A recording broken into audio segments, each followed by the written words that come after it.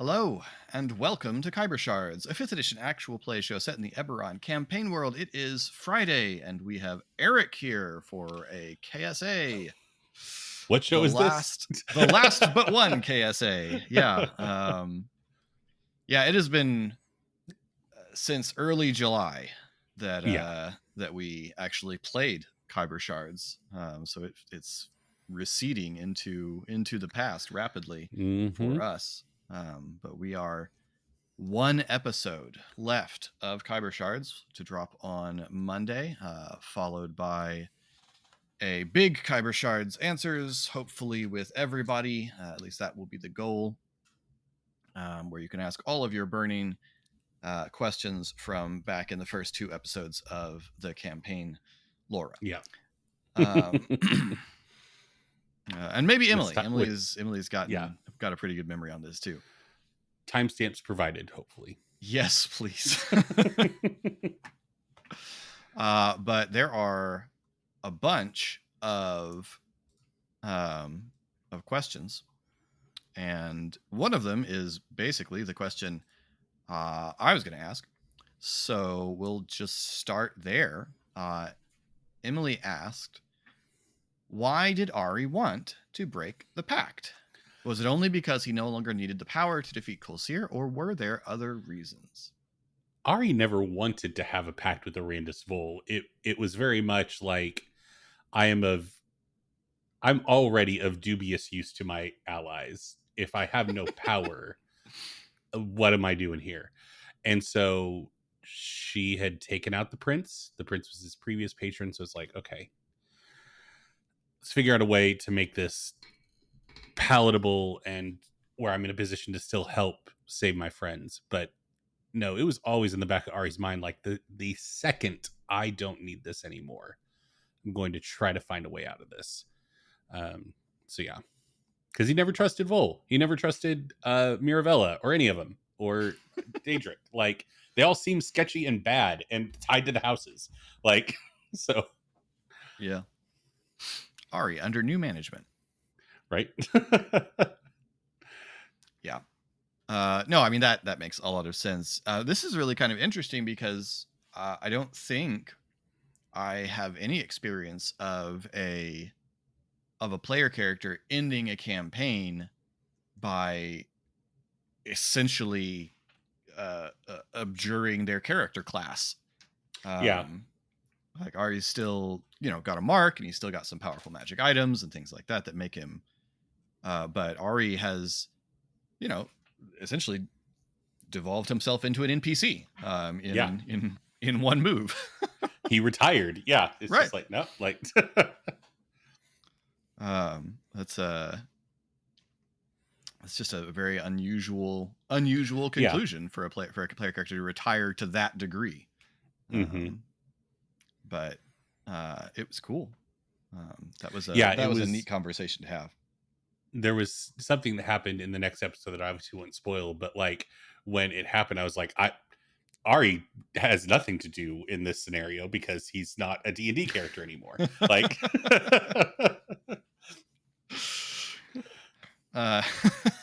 right. That's true. Yeah, I'm excited. I'm excited for everyone to get to there. Yeah. Okay. So we had a bunch of questions regarding me and regarding you. About that conversation, Emily asks to me, what would Arandis have done to Ari if she'd found out that he had undone her victory in an alternate timeline? So I'm really not sure. Because Eric, the player, has a dubious history with Arandis Vol, so maybe there might have been some overlap from our first big campaign where I made a blood enemy out of Arandis Vol. Yeah, I'm really not sure, because the part of it is, it's very hard for me to work unless Ari just told her, which seemed extremely unlikely. I felt pretty confident Ari wasn't just going to straight out say it. It's very hard to imagine exactly how she would find out with certainty. Arandis is powerful enough that I wanted her to sense a disturbance, like sense that something had just happened. but not understand what it was, because how would you? I don't even know what the ability I would give a character that would let them Yeah. sense a time disturbance like that. Um, and so I wanted that tension of that moment, but I was definitely not. I would not have been prepared for Ari to just tell her all If of it. anything, Ari would have lied if she would have like really pressed that she sent something with the time. Hmm. Then it would have been one of those half like we jumped ahead to stop Colseer, and he had wiped out all dragon marks except for aberrant marks. So like you had been like he would have lied. He would have said, Yeah. "You're welcome. We protected you." And whether or not she Um, believed, but I guess her best option, if she became really suspicious, like if she had rolled a really good insight check or something, her best option would be to find a way to go into Ari's mind and yeah, root around and find Ari's memories of what had happened. But she rolled really badly on the insight check, and so whether she thinks something still went wrong or not, or something still happened or not, she doesn't currently have any reason to suspect that Ari is involved in that at all. So I guess uh, Arandis is patient. She's not a yeah, hasty villain. Um, she's not a hasty character of any kind. And so even if she has suspicions, she's not going to jump straight to, I think you're up to something, I'll kill you now. So I think probably her next move, if she remained suspicious, would be trying to figure out what happened. Um, and if she could confirm what happened, like if she got into Ari's mind and confirmed what happened, um, even then, it's not really like there's any way for her to undo it or to force Ari to undo it. So at that point, probably what she's after is find some way to acquire the knowledge of what she did in order to win. But so much of it is tied up in what happened with Colseer that it's probably a damage done situation. So would she become vengeful at that point? I don't really know. Maybe, but again, she's someone who survives and succeeds through secrecy, and just randomly obliterating someone who's relatively well known in Stormreach at this point. Uh, would draw attention, and she's again not hasty. So killing Ari would just make Ari dead and tick off Ari's friends, which might be more trouble than the private satisfaction of killing someone who did something that inconvenienced her, yeah. might bring. So I'm not 100% sure, but I don't think we would jump straight to murder. I think Arandis would try to figure out what use can she make of this information, because it would still be useful to know there's a future in which she wins. So that would be yeah. I guess that would be my answer. Mm-hmm. And we also ask, what was Paula's assassination like in the alternative timeline, and how did Thora prevent it? Yeah, I didn't describe the scene, and I didn't write down how to describe the scene. Um, I wanted everything to sort of match character, and so we encountered Lazite, kind of riling people up, and um, Selshadra naturally has an extremely understated response to things. Um, I would like to imagine, like, the scene I would probably want to paint. I don't know if this makes sense for what we set up, but I think the scene I would probably want to paint if I was going to was, um, again, Paula engaged in some sort of fierce swashbuckling duel with a whole bunch of people. But that would probably mean something's already gone wrong for the assassin, because obviously Paula is someone you want to sneak up behind and stab, Yeah, it's like and not go into what's a gone fight wrong with. is you tried to assassinate Paula Oberon. Like that's Right. Fair enough. And how did Thora prevent it? I guess since we had everything happening in their bases, this would happen in the Stormreach Forge. So I'd really like to imagine that Thora arranged some sort of really wild series of events that involved the assassin getting knocked into one of the big forge machines and crushed to death or something horribly dramatic like that. That would be a fun little scene to describe. So yeah, I'm gonna go with that. Yeah. Okay, Eric. If you were Yes. to reprise Ari, whether in a post-canon one shot or if your campaign or if your campaign 2 character died at an appropriate level, how would you build him mechanically now that he's no longer a warlock? Would you go back to a Great Old One warlock or do something else? Since No, there's been chatter about switching systems, let's assume for this sake that you're still playing the 2014 version of 5e. Ari's campaign length character arc is learning to not make deals with your soul as the bartering chip. So no more Gulak or Warlock class in general. I actually built a version of Ari for the epilogue just because I wasn't sure what would be entailed there. And I went with a College of Eloquence bard just because it made so much sense with like Yeah. Ari's long-term goals of being just so focused on talking and interacting with people. And all of my problems with that class come from the fact that you get such powerful stuff so early, but since we're all like Right. high level D&D characters, it doesn't seem like a broken class once you get to that high level anymore. So yeah, so that would be what I would build, or I have built. So Yeah. yeah. That makes sense. Talk your way out of every problem instead of fighting your way out of any problems. Yeah, and I don't have the character sheet pulled up, but I think like his persuasion modifier is like a plus 18 and he can't roll lower than a 10 now. So no one will ever want to stab Ari again. Come on, think about it. It's just that like grin and a little twinkle off the teeth. Yep. Oh, because he just needs to delay them long enough for Shade to stab them instead. Right.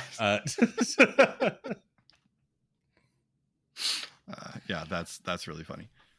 No, that makes yeah. I figured some kind of bard would be the most logical thing there. Darren would like to know if anyone else had been about to assassinate Aminatou, do you think Ari would have stopped them? So there's two ways to read this question. If anyone else, Ari would have stopped, like broad strokes, just anyone. But I think there is a short list of people, in addition to people tied with Arandis, that Ari would have paused and been like, I can get something very substantial in exchange for backing off here.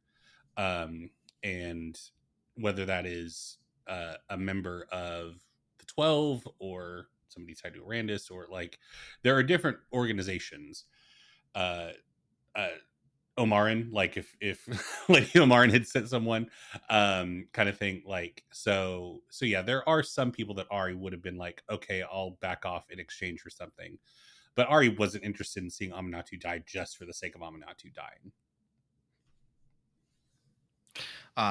Funny you mentioning that, and it's not a spoiler anymore, but way back in my notes, when I was first sort of starting to plot out what does Kulsir's victory look like, what did Kulsir do to win, I did have a version quite a while ago where it was later discovered that Omarin was a cultist of Kulsir, like was secretly a herald all along. Yeah.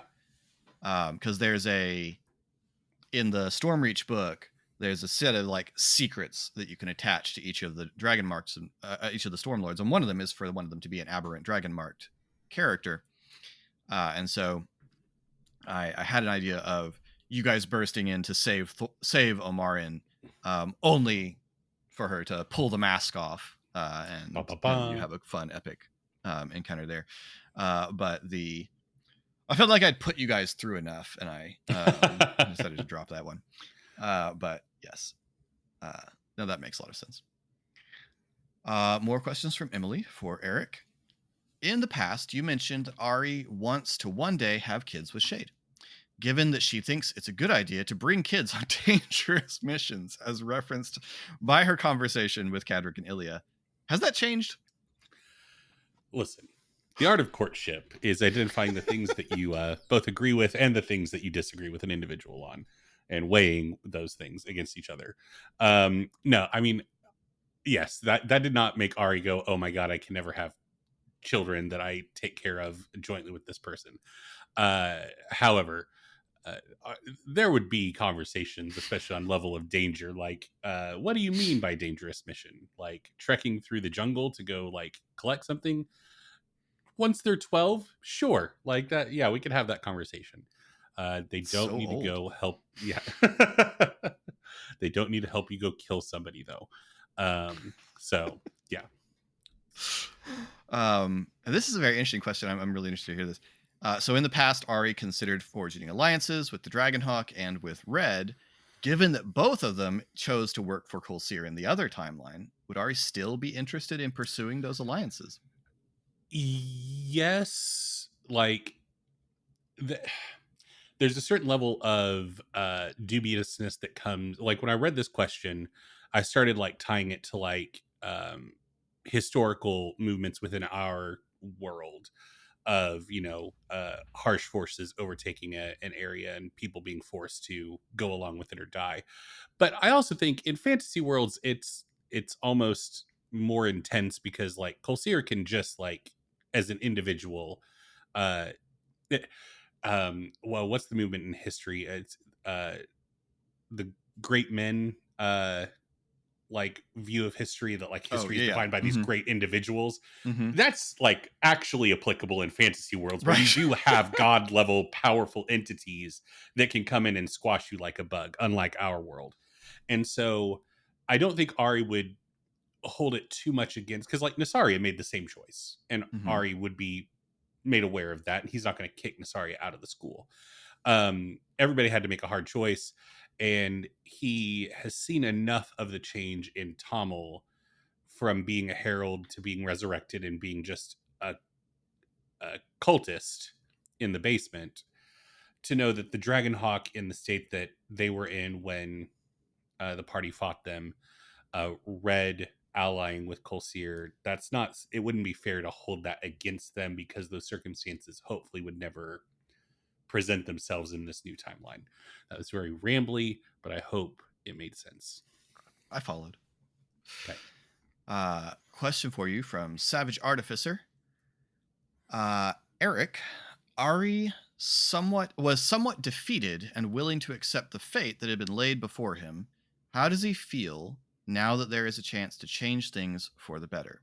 Does he still aim for a position as a Stormlord? Is he willing to support Thora and help her bring her plans to fruition? I think the big thing where Ari's at now that there's a chance to change things for the better is, and he kind of alluded to this in when they were in the future, is Ari is kind of done being put in positions where his fate is decided for him. Hmm. He really wants to kind of stop working for people, and that includes Thora to a certain extent. Now, without getting into like what goes on in the epilogue, if we get back and Thora, uh, you know, in the wake of all the stuff going on with the Stormlords, wants to step in and help bring order, Ari's not going to actively campaign against her or try to like undercut her, and he would support her insofar as he would support any aberrant individual trying to become a Stormlord. But he is pretty well done being a member of the Strike Force and being uh this is the harsh way, like when Ari was really in it, he's Hmm. done being someone's lackey. Hmm. Like he wants to be his own person. So Makes sense. Um, a few questions for moi from Emily. Could Colsear force people with true marks to use their marks against each other or just aberrant marks? For example, if Esri had been with them, could Colsear have forced Esri to shoot spores at the others? No, Colsear's powers, as I had designed them, were only able to uh, mimic and puppet aberrant marks. This was essentially, well, depending on who you believe in the story, this is either Colsear's aberrant power is to puppet other people, is to basically hijack other people's aberrant marks, Or, if you believe Kolsir created the aberrant marks, and so they obey his will. Did an agent of Kolsir cause the mourning, or did Mirren just have a lucky or divination aided timing when she found Tommel? I have not stated a cause for the mourning. I didn't mess with that secret at all. Okay. I don't know whether I will in any future campaign, but in this case, I did not state any cause for the mourning, Kolsir related or otherwise. And I'm going to stick with that. And what did Mirren mean? Is that true, though? It's true that I didn't state it, yes. What did Mirren mean when she said that she knew Cadric, but not for long? Did she learn of the alternative timeline, or did she just figure out that he was one of the kids that she and Tommel had wanted to kill? So I never really got a chance to dig into Mirren's powers on air. The encounters with Mirren were just few and far between, and she kind of just remained shadowy because there was so much engagement with Tommel. And I obviously was going to lean into what the characters were engaged with. But my intention with Mirren's divination abilities was that Mirren could look at a person and see something of their fate. I had some ideas for how to make that relevant in combat, but otherwise I was going to keep it kind of murky like that. And so what I intended there was that by seeing Cadric, she recognized this as the same child she had encountered before. She recognized him as an end point of that person's fate. But obviously she didn't live long enough to do anything with that information or contemplate on it. And in terms of not for long, she meant she was going to kill him. And Laura would like to clarify that she does not believe Tommel had wanted to kill the children. I will grant. I don't think Mirren or Tommel wanted to kill the children. That's true. They were willing to, which is still a problem. Yeah. Yeah. Yes. Laura's statement, they're right that neither of them, that was not the goal of either of them. But they were both willing to harm the children. And Emily, for Eric, back in the Rubble Warriors Answers episode, you mentioned that you thought Bajak had a crush on Kara. Do you think that went anywhere during the Age of Kolsir, or did Bajak grow out of the crush when his dad was no longer around to forbid him being near her? I think everything kind of stopped when his dad was no longer around, period. Bajak wanted revenge on the people that took his dad from him. And so while he could find moments of camaraderie and levity with the Dragon Blades, there was never a motivation to seek out long-term joy until that was done, I guess is the saddest way to put it.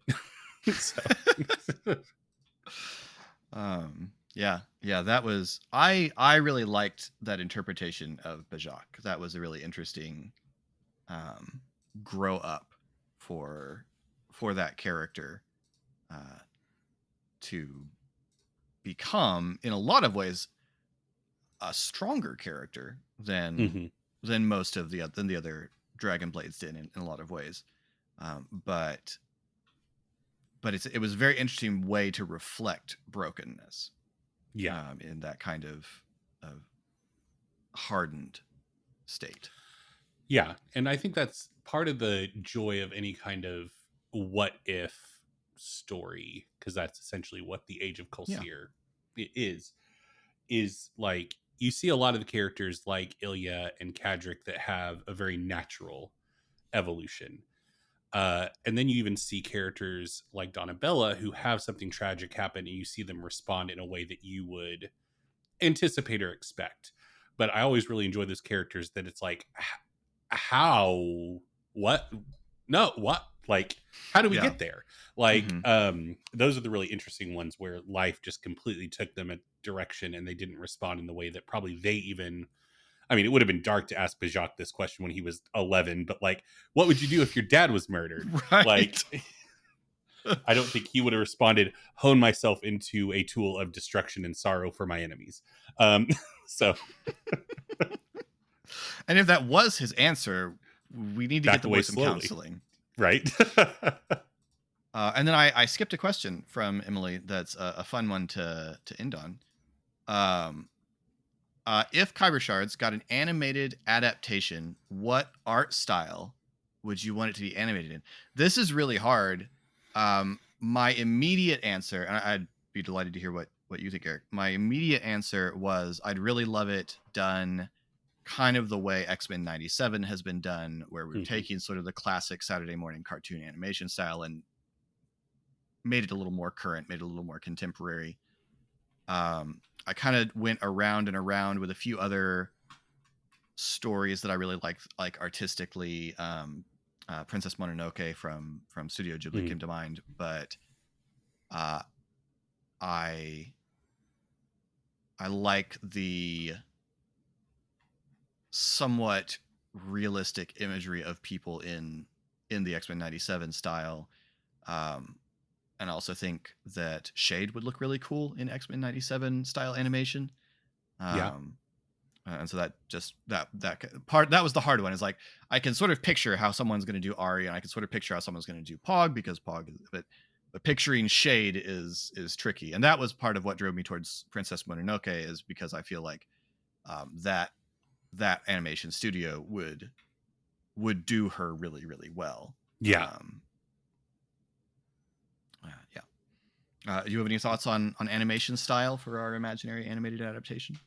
I would really the style of the Dragon Prince on Netflix, which is Mm, kind of mm-hmm. like Avatar: The Last Airbender with a bit more like 3D and the lighting is a bit more dynamic. But I think that's a gorgeous show, and Yeah, it lends itself really well to like fantasy medieval stuff because that's the setting of the show as well. So yeah, I think that would look really good as well. that's good. That's a good answer as well. I like that. Very cool. Well, we moved through those relatively quickly, but that is all the questions, and I don't want to dig in too much because next week, or the next KSA, hopefully next week, will be a campaign spanning one in which we will take all questions that you might have and we'll dig into things in a little more depth. But Gonna I was be excited. wild. Yes, but I was excited to get Eric in here to talk about the ending of the pact, and yeah. So, Yeah, new episode will drop on Monday. The very last episode of Khyber Shards comes this Monday. crazy. It's real crazy. But in the meantime, if you would like to hear more of me and Eric playing RPGs, you can do so on the Eberron Renewed podcast, which has just begun its third campaign. And we're working through some cool little character introduction one shots for all of the The player characters. the day this comes out is also the day the second episode of Philip's Oh, character intro cool. comes out. Yeah. So So yeah. if you're watching this, both halves of my character intro are available, and we'll be getting into the other characters in the coming weeks. There's also our session 0 already dropped. So Hmm. you can get on the ground floor, as it were, of that campaign if you want to go ahead and start in on us in podcast form. Um, in the meantime, you can get in touch with us at all of our social media in the description down below. And until next time, thanks for rolling with us.